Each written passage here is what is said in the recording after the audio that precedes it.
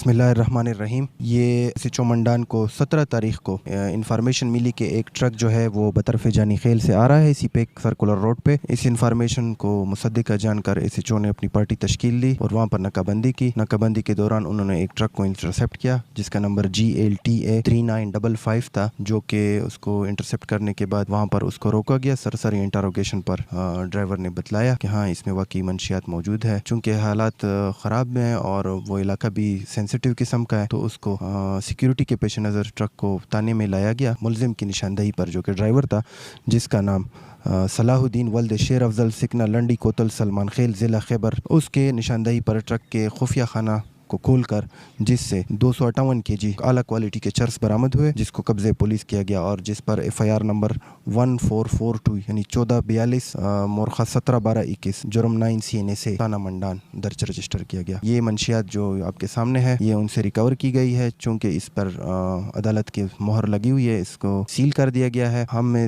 Press conference میں تھوڑی تاخیر اس لیے کی کہ اگلے روز یہ الیکشن تھے اور اس میں پولیس ساری اور میڈیا بھی بزی تھا, تو اس وجہ سے ہم آج میڈیا بریفنگ دے رہے ہیں اور آپ کے ساتھ شیئر کر رہے ہیں. Thank you.